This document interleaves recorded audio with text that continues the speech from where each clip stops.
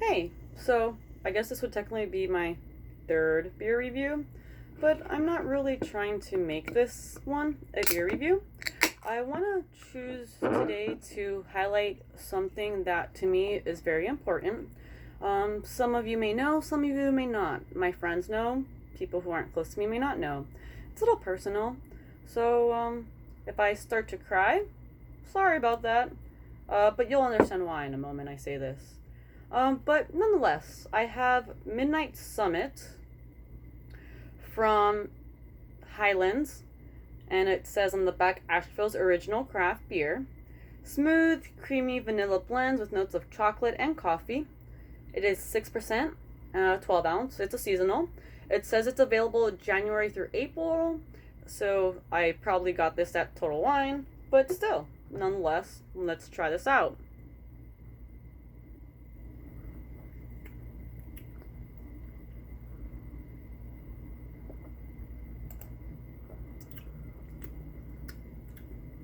Maybe because it's past April. But you get the chocolate, very light. Some coffee. I think the flavors are light, but they seem to be okay.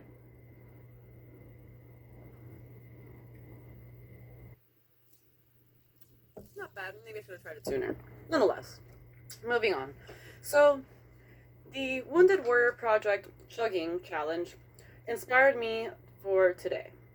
Instead of asking people to chug, I want to highlight that today is World Suicide Prevention Day. Today is September 10th. This week is National Suicide Prevention Week from September 8th to September 14th.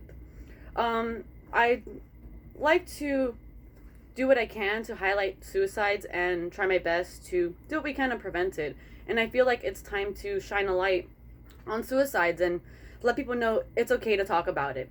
We need to stop telling people to keep their feelings to themselves or anything like that, or because they're a man they need to shut up. No.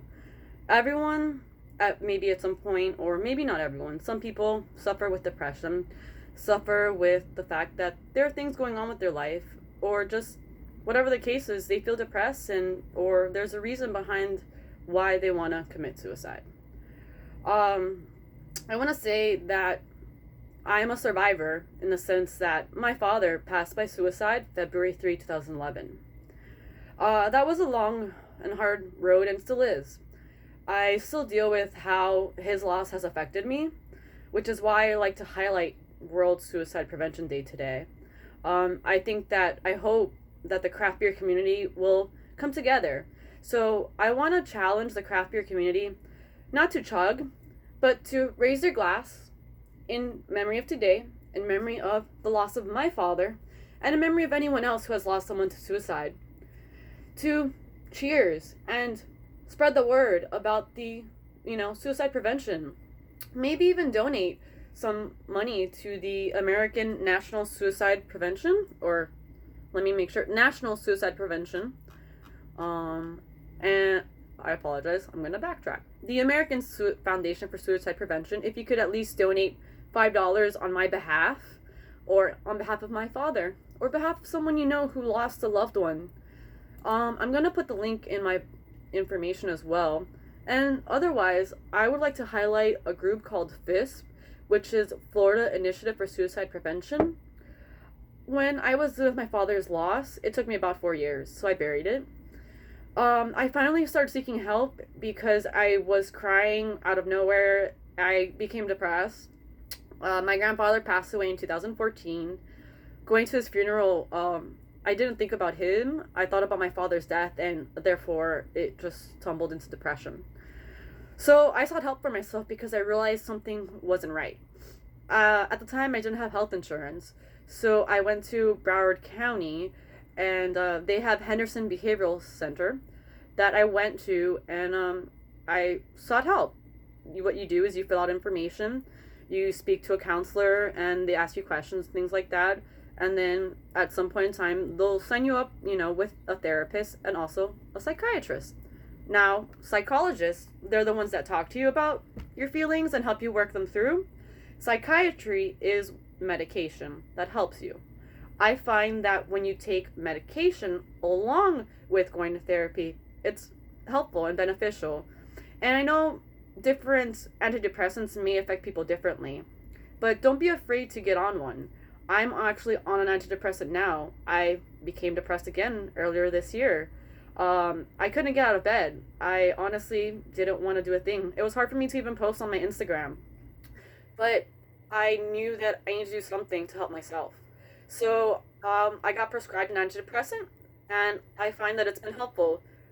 Mind you, I'm not 100% better. There are still days where I don't want to do things, but it's helpful to at least get your focus back and be able to do the things you used to do.